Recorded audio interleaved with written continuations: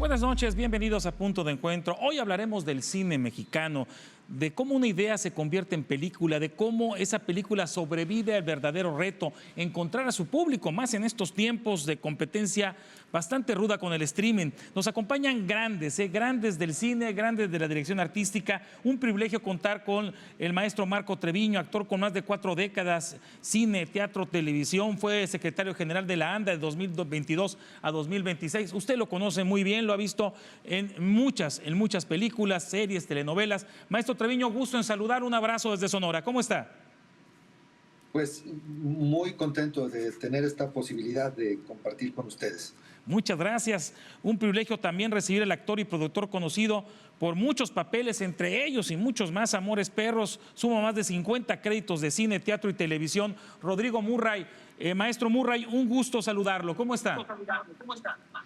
Un placer poder estar con ustedes. Estoy luchando con mi teléfono y mi computadora, pero finalmente lo voy a lograr. Soy actor, no técnico de Zoom, pero finalmente voy a estar aquí y aquí estoy justo a punto y feliz de la vida. Voy a hacer una película próximamente sobre este tema. Es un placer poder compartir la cámara con Octavio, con Marco y contigo. Gracias. Buenas tardes. Y bueno, el productor honorífico, porque pues no me cobra, que es Octavio Maya, que gracias a él se hizo posible este programa, director, guionista, productor con más de 25 cortometrajes y 27 largometrajes. En su trayectoria ha colaborado con Salma Hayek, Robert De Niro, Robert Redford, en fin. Octavio, gracias por reunir a estos grandes del cine, de la dirección, del guionismo en México, en un tema que es fundamental. ¿Cómo estás, Octavio?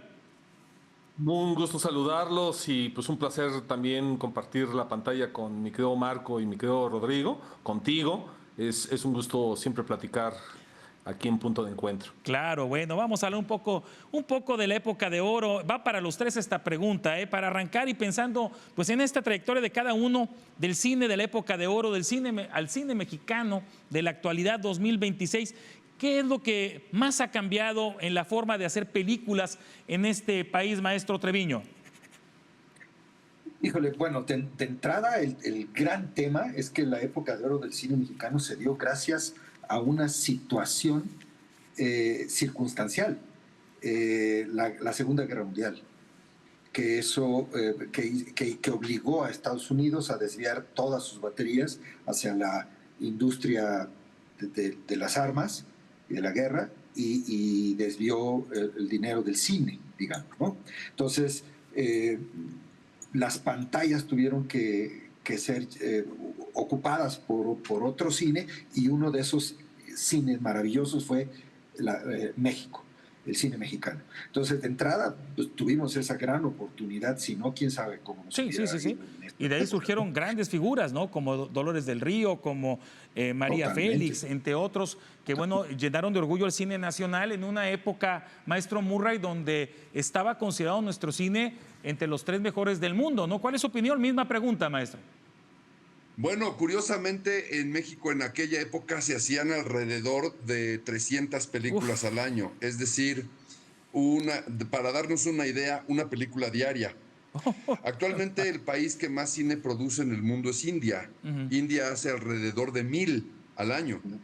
3 veces lo que México producía hace 50 años. Sin embargo, el día de hoy México tendría que estar produciendo las mismas 1000 y lamentablemente pues no es ese el asunto.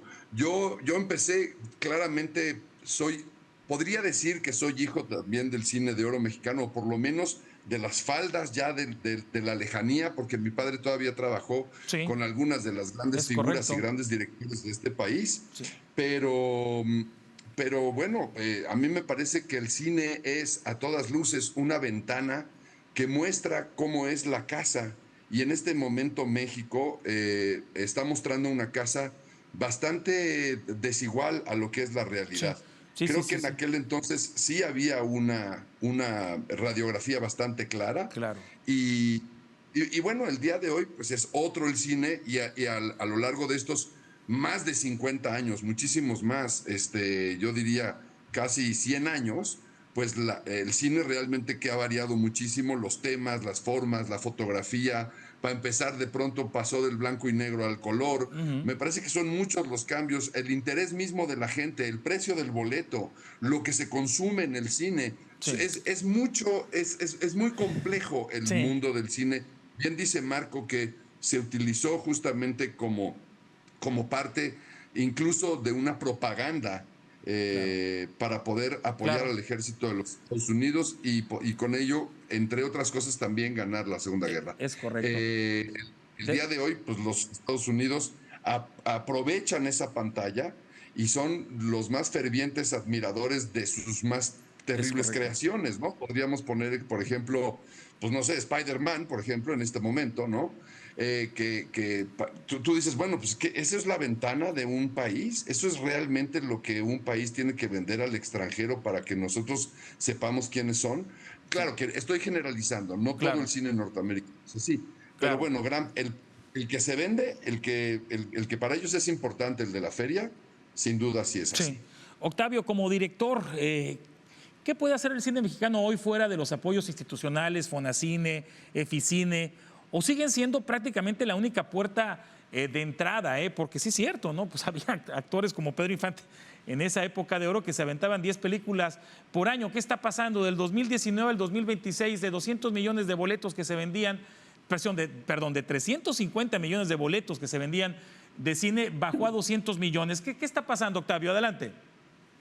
Pues sí, hay una astringencia económica y obviamente también como lo mencionaba Rodrigo, que lo mencionaba muy bien, ha bajado esta producción. En 2025 se hicieron 235 películas, se completaron 141 y se exhibieron comercialmente 93 películas, ¿no? Datos del IMCINE, datos del gobierno federal. Ahora, es siempre lo que ha resultado muy conveniente últimamente es estos apoyos de Ficine, Focine, estos son como las últimas temporadas, y esto ha ayudado en gran medida a poder producir cine mexicano. Ahora, ¿es la única vía? Yo siempre digo que no. Yo, por lo menos, lo que ha sido mi carrera es producir de forma independiente, con capital de riesgo, y puede ser bueno, puede ser malo, dependiendo de cómo te vaya en la feria. Es muy complicado no solamente el lograr la producción, sino también el colocar en una distribución, una exhibición. Yo tengo además la experiencia de haber podido distribuir 3 películas independientes: En el hoyo de Juan Carlos Rulfo, Heréndira y Cunare de Juan Mora Catlet, Cumbia Callera de René Villarreal, proyectos que en su momento eran complicados. Una película como El Hoyo, que fue muy exitosa, Claro. le daban 2 copias y 20,000 pesos de adelanto. Entonces No, tú me dirás, si te cuesta sí, una película, eso puede no. ser algo para poder... Y esto va para ir, los ¿no? tres. Esto va para los tres. En 2026 se anunciaron incentivos fiscales hasta del 30% para traer inversión al cine hecho en México. ¿Estamos construyendo una industria o simplemente subiendo películas? ¿El Estado debe financiar el cine que el mercado no quiere financiar o eso termina distorsionando lo que se produce? Voy contigo, maestro Murray. Adelante, maestro. A ver, vamos por partes, Sí. diría el Destripador. Eso, diría Jack el Destripador. Hablando de cine. Exacto. Creo que es muy importante el apoyo del Estado, sin duda. Un Estado que no tiene cine es un Estado que no existe. El cine mexicano tiene que ser representativo del país y tiene que representarse y proyectarse en todas las pantallas del mundo, pero sobre todo en la mexicana, sobre todo en México, y no lo hacen. Es decir, hay muchos lugares en donde el cine mexicano es más admirado que en México mismo. Sí. Hay lugares donde hay directores de culto, ¿no? En donde aquí son total y absolutamente desconocidos. Entonces, claro que el Estado tiene que tener leyes importantes donde cada peso, como se hacía en Francia y se sigue haciendo hace unos años, cada peso que entra a taquilla, un porcentaje importante es para la distribución y para la producción del cine nacional. Claro. Maestro Treviño mismo... Se intentó hacer... Sí.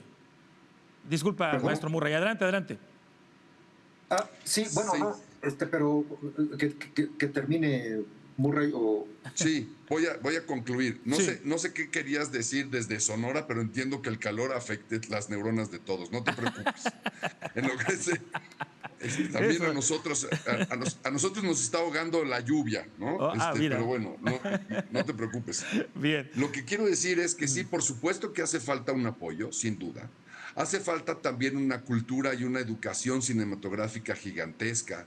Ir al cine no necesariamente es ir a comer palomitas y a pasar un buen rato. También hay que comer palomitas y también hay que agarrarle la pierna a la novia y darse unos besos. Por supuesto que sí. Eso es cine.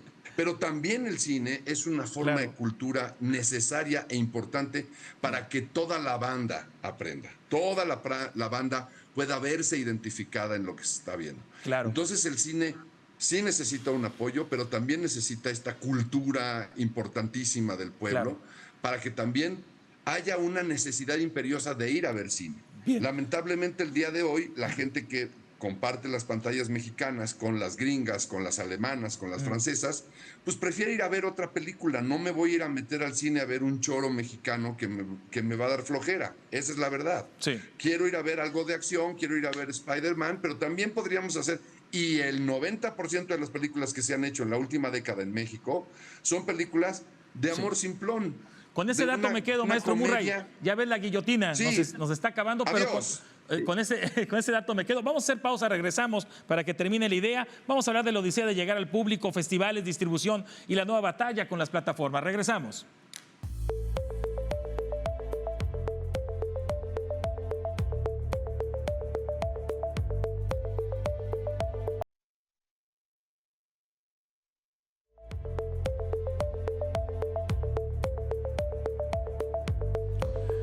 Regresamos con usted, maestro Murray, para concluir el punto. Adelante.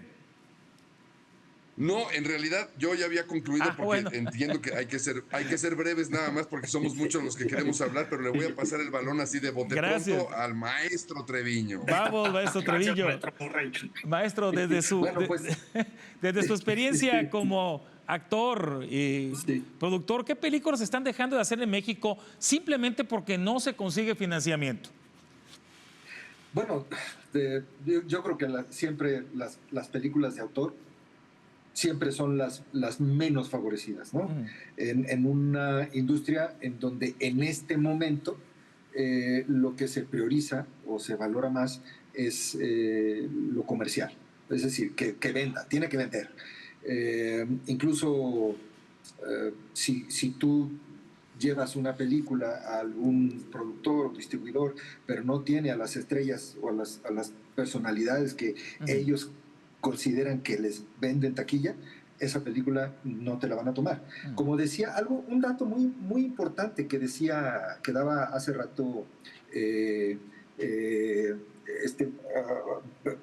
Octavio, es que ya el calor ya me llegó hasta acá. Ya se los transmití, no, cuidado, que luego vienen los golpes de calor y eso es horrible. Pero adelante. No, ya me imagino. Bueno, es que de las 200 y fracción de películas que se produjeron con apoyo del cine,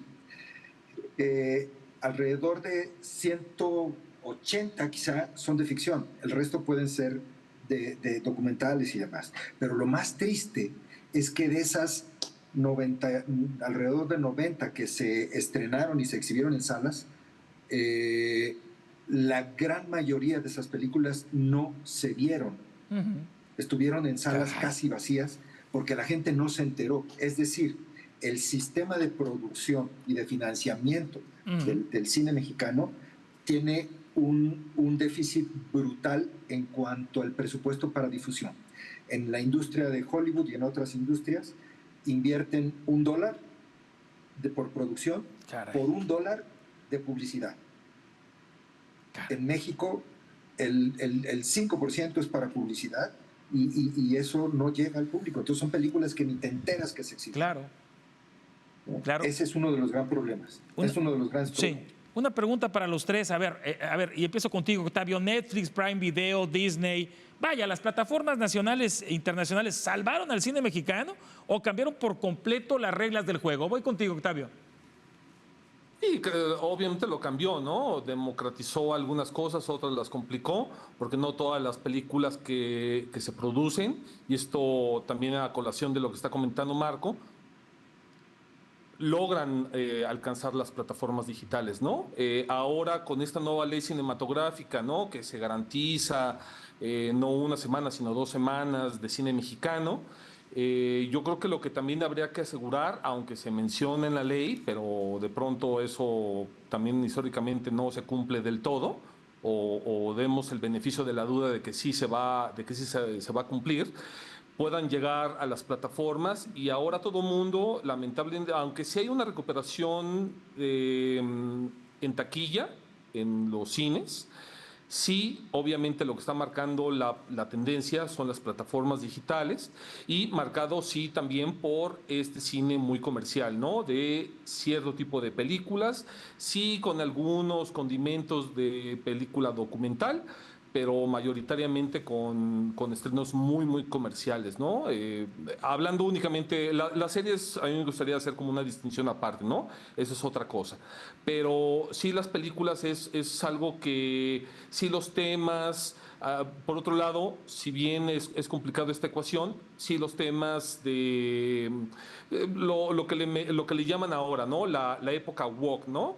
Que si la liberación sexual, que si las comunidades LGBT, que si los padres solteros, que si los solteros, en fin, ¿no? Sí, Hay muchísimos temas. sí, Eso creo que claro. eso creo que ha beneficiado como, digamos, como Claro. público. Maestro Murray, ¿siente usted que hoy se trabaja pensando en el espectador de una sala de cine o en un algoritmo de una plataforma? Y también si quiere abundar de la pregunta pasada, ¿eh? No, por supuesto, yo creo que ahondamos y caminamos sobre el mismo tema. A mí me parece que el salirte de tu zona de confort, el diseñar un día, prever que hay que comprar unos boletos y hay que moverse de la casa para ir al cine y a lo mejor está lloviendo y hay que pagar el estacionamiento y una serie de cosas que complican, pero que finalmente el cine, y voy a repetir una frase muy chillada, el cine se ve mejor en el cine, punto. No hay manera que ninguna plataforma pueda acercársele, a menos que seas, yo qué sé, Elon Musk y tengas un cine en tu casa, ¿no? O varios. Pero como no es el caso, o por lo menos no de las personas que estamos aquí, creo que lo hermoso es, yo me acuerdo de niño ir caminando de la casa al cine y comprar permanencia voluntaria. Uf, sí. Había dos películas. Sí, ¿Ves ahora Marco, por ejemplo, sí. tuvo esta epifanía o este recuerdo, Claro. ¿no? Me transporta a Octavio los seguramente 80, también. había también medio Tú, tiempo. Marco, Sí. ¿no? Íbamos al cine y nos comprábamos un pompons o nos comprábamos un gaznate y Sí. nos metíamos al cine a ver una película que podía ser Milagro en Milán o podía ser Rocky 2, ¿no? Por decir, o Rocky 1 o King Kong 1 y ver la película y quedarte porque había una segunda función, a lo mejor no de la misma, sino que pagabas 2 por 1. En fin, por supuesto que ha cambiado. El día de hoy pones la televisión y en cualquier plataforma hay una oferta tan grande que los que están haciendo ese material y esos proyectos no están pensando en la gente. Por supuesto que no. Están pensando en cómo llenar el hueco del bolsillo que tienen en la izquierda y en la derecha. No hay de otra. Si estuvieran pensando en contenido realmente, pues no harían las cosas que vemos de pronto. La televisión cambió muchísimo la vida del cine y cuando uno tiene ganas de ver una película, siempre es mejor verla en el cine. Lamentablemente, Claro, pues no hay. claro. No hay forma de ver todas las películas que quisiéramos en el cine, porque hay algunas que ya pasaron, ¿no? Y a mí me parece maravilloso de pronto ver a mi hijo que está viendo El Padrino 1 ahorita, en este instante mi hijo está viendo El Padrino 1, que no habría forma si no fuera a través de una plataforma, y eso también lo aplaudo. Pero para las películas actuales, yo creo que debería haber una prohibición. Tiene que pasar por lo menos, no sé, un año. Y durante ese año la gente tiene que ir al cine a verla. Y si no, pues que no. Porque se estrena en una plataforma al mismo tiempo que en la sala, pues le estás dando en la torre a la sala. Sí, totalmente. Evidentemente. Totalmente, sí, porque pues sabemos que el mayor gasto del cine no es el boleto en sí, maestro Treviño, son los gastos adicionales, que eso se llama dulcería, que eso se reducen en la sala de tu casa, ¿no? Ahora, maestro Treviño, una película mexicana que solo existe en streaming, ¿tuvo realmente una carrera cinematográfica o es otra cosa distinta, algo más o menos de lo que plantea el maestro Murray? Bueno, digamos, conceptualmente, comercialmente, la tuvo. El tema es que realmente el cine, como dice Rodrigo, el cine es para verlo en las salas. Yo me acuerdo, la enorme diferencia, es que no solo es el ingreso a las plataformas lo que cambia la industria del cine en México. El Star System, los espacios. Yo me acuerdo en los 60, 70 había ¿cuántos canales de televisión? ¿2, 3, 4 quizá? Y en provincia, yo soy de Guadalajara, entonces en provincia teníamos 3 canales de televisión, nada más. Entonces, ir al cine era un evento importante. Y entonces los cines en aquel entonces eran de 1,000 butacas, 1,500 butacas, los pequeños eran de 600 butacas. Ahora las salas de cine son para 200 personas. Sí, eran 250. Eran una hermosura arquitectónica los cines, eran unos teatros los cines. Además eran utilizadas en muchas partes en provincia para que se presentaran artistas incluso, ¿sí? En vivo. O sea, realmente eran unas joyas arquitectónicas muchos de estos. Ajá. Y tenemos un gran problema industrial en la línea más bien comercial de proceso de venta del cine mexicano. La distribución es totalmente inequitativa. Entonces, de esas 200 y tantas películas, ya nos decía Octavio, se exhiben 90 y tantas, sí. ¿no? Y de esas 90 y tantas, la gran mayoría se exhiben en 10, 15 salas. Había un promedio de alrededor de exhibición del 10% de la exhibición ocupada por cine mexicano. La ley ahora, esta nueva ley, marca que debe ser mínimo el 30%. Vamos a ver si se cumple. Yo lo dudo, de verdad lo dudo, porque se impone el poder de las grandes casas distribuidoras en este país. Claro. Maestro, me quedo con ese dato. Esperemos que sí se cumpla. De eso se trata. Vamos a hacer pausa y dejamos con el espejo del cine mexicano, identidad, calidad y las nuevas generaciones de cineastas. Pausa y volvemos.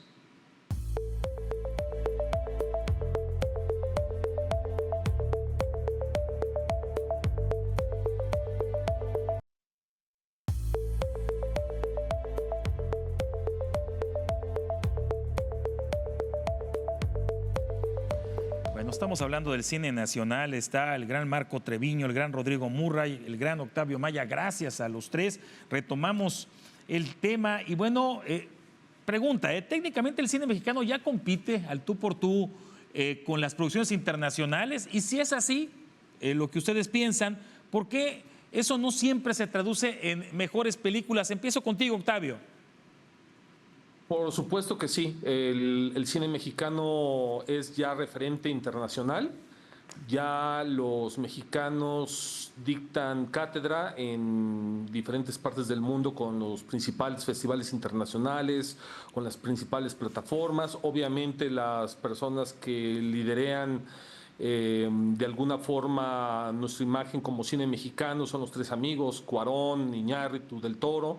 Pero hay muchísimos cineastas que verdaderamente, no solamente en la parte de ficción, sino también en la parte documental, en la parte de cortometraje, ya técnicamente a nivel de lo que es la factura de las películas, tienen muchísima calidad. El cine mexicano también temáticamente es un producto de exportación, de importación. Y pues esto obviamente pues es algo que hay que celebrar, ¿no? Ahora lo que se ha estado mencionando y que me parece que sí es como parte del reto es conectar esa gran calidad temática con el público y obviamente también después de la pandemia que se llegó digamos, a un límite histórico. Se está recuperando en ese momento y esperemos que en los próximos años, también con estas nuevas Claro. generaciones que están retomando el cine, pues se pueda retomar y se pueda hacer un balance entre la gente que va al cine y que Claro. obviamente atiende las plataformas digitales. Misma pregunta, maestro Murray, adelante. Yo no estoy tan de acuerdo, cosa que está bien porque el cine, pues justamente nos tiene que, no nos tiene que igualar a todos. Respeto muchísimo la opinión de Octavio, al igual que la de Marco y la tuya también, Marco. Pero creo que el día de hoy el cine tiene que competir en la medida en la que tenga dos cosas. Una, el dinero de la producción, y que ahí también tiene que ver la distribución y la publicidad. Y dos, el contenido. Si no tiene contenido, y el cine actualmente en México, por lo menos el 90%, a lo mejor estoy calculando muy, muy arriba, son comedias que vamos a ver a Marta Higareda y a Omar Chaparro. No estoy en contra de eso. Entiéndase lo que estoy diciendo. No estoy en contra. Pero si quisiéramos ver una historia hermosa de amor, ¿por qué no buscar un autor fantástico y fundamental de nuestras raíces y de nuestro... no, eso no existe. No hay realmente nada. Yo creo que los textos actualmente los hace ChatGPT, cosa que también está bien, tampoco me quejo. Simplemente creo que son pues muy menores. Los contenidos, lamentablemente, del cine nacional es muy menor. Son muy pocas las cosas que rescatamos y esas no tienen dinero. Entonces, si tú me dices, oye, a mí me gustaría hacer una historia de a de veras como Titanic, pues para empezar tienes que tener $200 millones en la mesa, nada más para arrancar, nada más para ver si va, ¿no? Y aquí el apoyo más importante de cine te da uno, no 200 millones, no 200. Entonces yo creo que ahí no hay competencia alguna porque los Estados Unidos tienen, económicamente hablando, 200 veces más oportunidades de hacer una buena película que nosotros. Claro. Maestro Eso Trevi... es lamentable, pero ¿Sí? el cine tiene una base económica. Lamentablemente así es. Ahora, si no hay un apoyo gubernamental y si no hay un apoyo en la taquilla, pues vamos a seguir haciendo pues cositas. O sea, Amores Perros fue una película muy exitosa porque tuvo mucha lana y porque se publicitó y una vez que se publicitó, pues llegó finalmente a Cannes y en Cannes pues explotó y entonces se vio por todo el mundo. Pero fue porque era una película cara. Amores Perros no fue una película barata, ¿no? Sí, claro. Maestro Treviño, entonces no siempre converge la calidad de una película, el contenido, obviamente el presupuesto, con la distribución y la publicidad. ¿Andamos ahí faltos de convergencia? Totalmente, totalmente. La mayor parte del presupuesto se invierte en la realización y luego andamos sufriendo para la postproducción y totalmente, ya no sufriendo, llorando para la publicidad, porque no hay dinero para la publicidad y eso es terrible. Ahora, definitivamente coincido con Rodrigo, es decir, creo en este momento que México todavía no llega al nivel, incluso aunque hagan mucho menos películas que Argentina y que España, por ejemplo, hablando de idioma español, ¿no? En cuanto a contenido, pero también en cuanto a su difusión. Y eso es fundamental. En México yo siento a la mayor parte de los productores muy temerosos. No quieren arriesgar, hablar de nuevos temas. Estoy hablando de la industria grande. Por supuesto que hay un buen número de películas de cine de autor o de autora que son sensacionales, magníficas, y que han ido a festivales y demás, sí, pero prácticamente no se han exhibido dignamente o proporcionalmente. Hay muy pocas, contadísimas películas mexicanas que alcanzan ese nivel de calidad y comparado con otros países sí creo que estamos abajo. Lo que decía Octavio también es cierto, sí, es decir, tenemos a 3 grandes directores famosísimos mexicanos, sin embargo, yo no consideraría su cine como mexicano, sino internacional, es decir, el presupuesto Sí. y es norteamericano, ¿no? Sí, sí, O inglés, un gran porcentaje es presupuesto extranjero, incluso también Sí. el reparto, ¿no?, de actores y actrices en la mayoría de las películas, aunque intentan impulsar también a los mexicanos. Octavio, más allá de grandes actores como los que tenemos ahorita en pantalla, como Gael García, como Diego Luna, ¿hay realmente más oportunidades para una nueva generación de cineastas o solo hay más gente compitiendo en un embudo? Pues yo siento que es un poco un embudo, ¿no? Si estamos un poco estancados y nuevamente, también así como se refería Rodrigo, no estoy mandando ningún mensaje extra, ningún mensaje extraño. Creo que tiene mucha valía lo que hace Gael García, Diego Luna, pero a veces no salimos de eso, ¿no? Eh, Ahora viene unas épocas donde está Ariadna Paz, en todas las... Eso está bien, pero de pronto sí hay como una poca... eh, hay una poca evolución de la oferta y yo creo que hay muchos buenos actores en la parte del teatro, sí en la televisión, aunque de pronto se les condena mucho, ¿no? El cine es como un poco celoso en esa parte.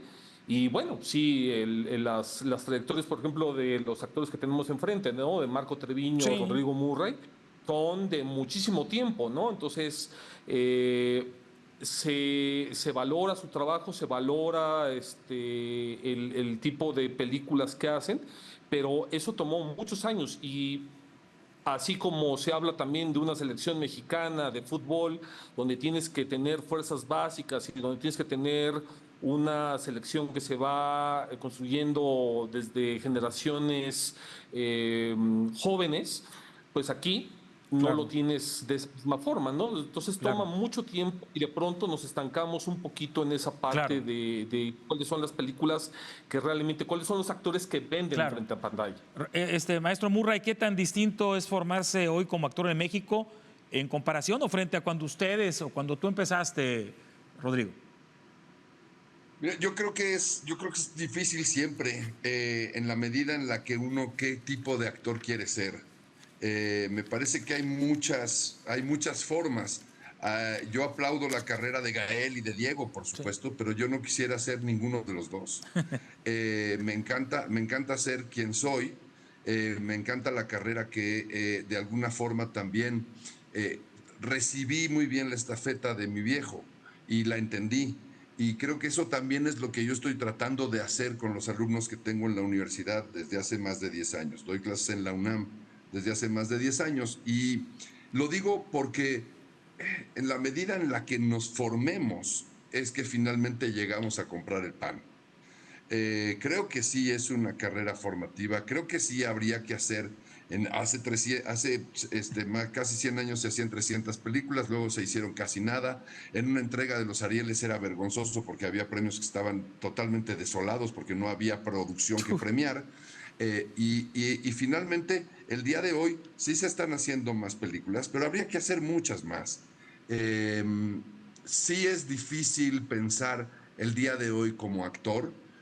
Quizás hace tiempo, en la época de mi padre, pues no lo era tanto porque había una necesidad imperiosa de ir al teatro. El teatro era de martes a domingo, los cines estaban llenos, la televisión tenía un trabajo recurrente. El día de hoy como actor, pues me parece que sí es difícil, ¿no? El otro día oía una cosa bárbara, bárbara, por cierto, que a raíz de todo el problema que hubo con los exámenes de la UNAM, Ujú, creo que todo el mundo está enterado al claro. respecto, Ujú. había personas que estaban en la fila diciendo, bueno, pues si no, nos vamos de actores. Como si esto fuera una cosa de, ¿qué les pasa? ¿No? Me parece que que es salvajismo, ¿no?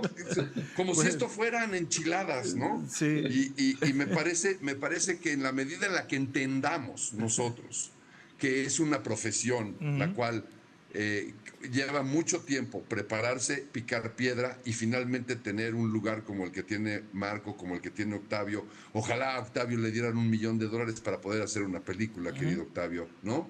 Entonces, bajo ese criterio, pues sí es difícil, pero hay que perseguir la chuleta y hay que ser Claro. feliz de la vida. Yo sigo yendo a castings como la primera vez. Yo no tengo inconveniente alguno. Claro. Vamos a ir a una pausa, si les parece, y vamos a hablar del futuro del cine mexicano. ¿Qué les parece? La inteligencia artificial, nuevas audiencias y la pregunta que nadie quiere responder ahorita. ahorita vemos. Pausa. Pausa.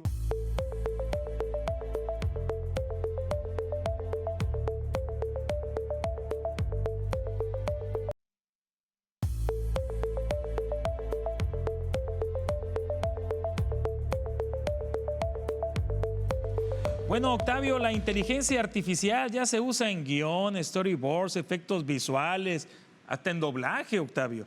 ¿Amenaza al cineasta o es simplemente una herramienta más? ¿Cómo ves desde tu óptica lo que está ocurriendo?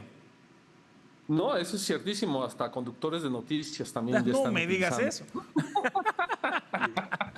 Es ¿De más, qué voy a vivir? empiezo. Exacto. Lo que sí es cierto es que, bueno, hay gente que la quiere utilizar, hay gente que la detesta. Yo creo que puede ser un buen complemento. ¿En qué puede servir? ¿En qué lo estoy utilizando yo personalmente?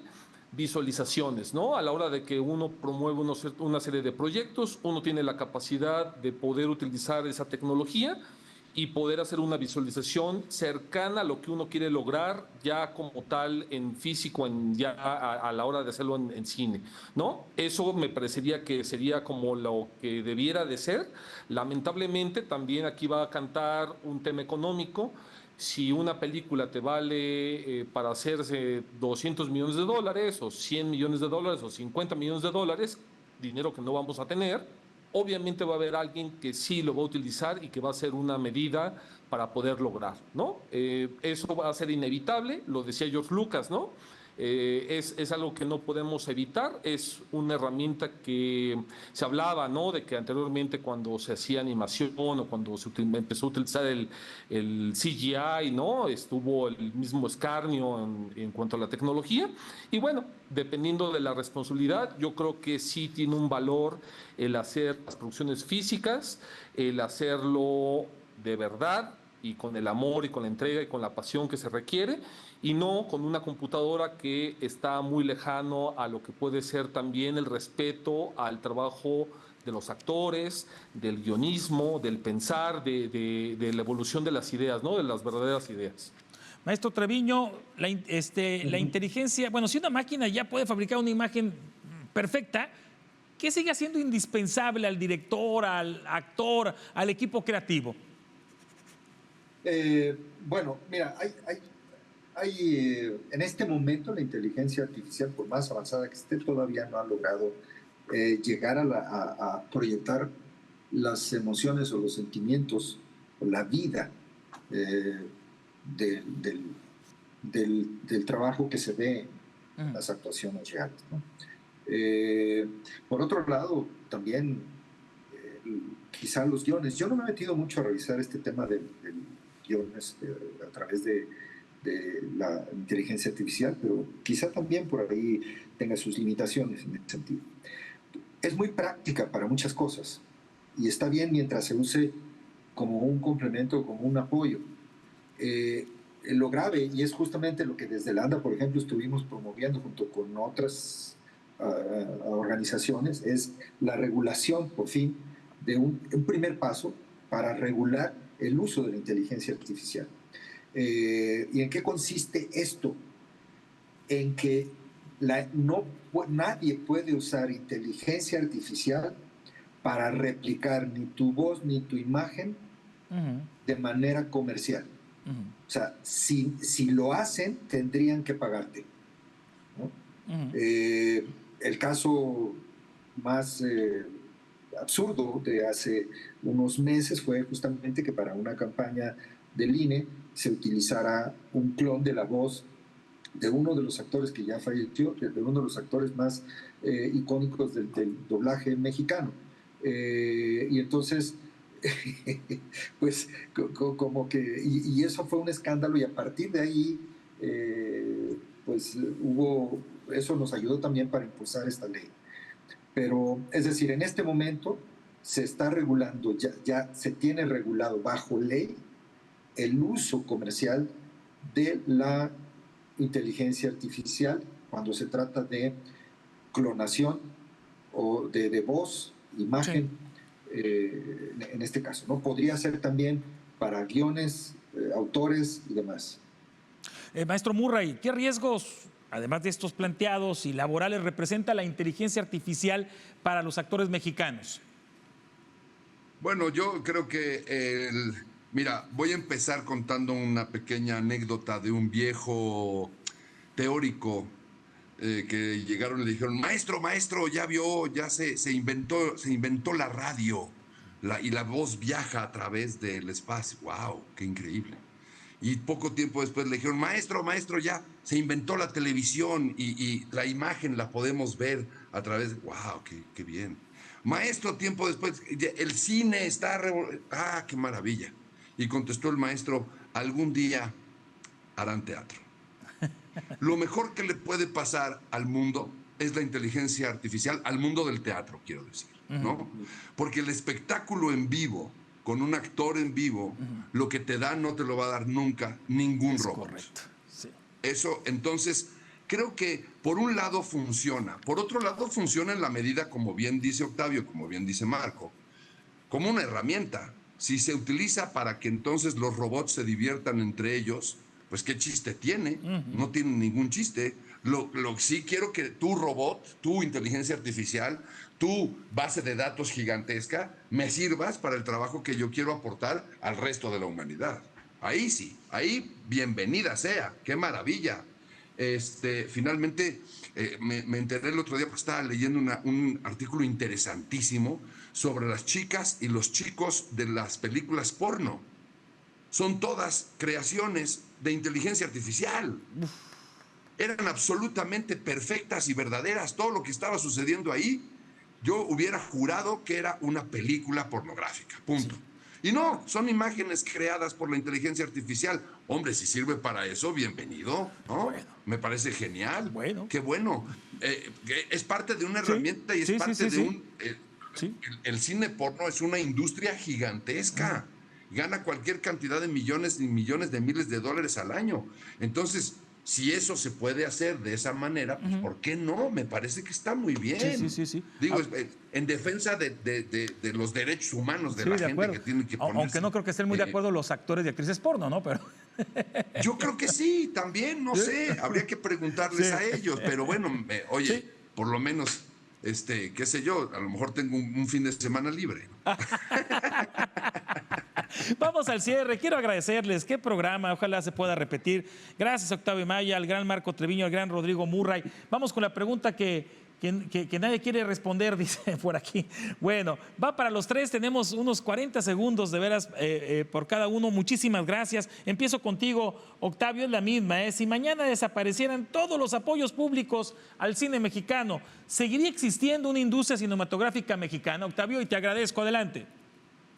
Pues no, realmente no. Realmente dependemos de esos fondos y lamentablemente, pues aunque sí el mexicano es muy creativo y siempre encontramos la forma de hacerlo, sería como muy fundamental tener esos apoyos, ¿no? Y también, como lo bien dijo Rodrigo, pues es una obligación y es una identidad como país el tener estos apoyos para los diferentes cineastas.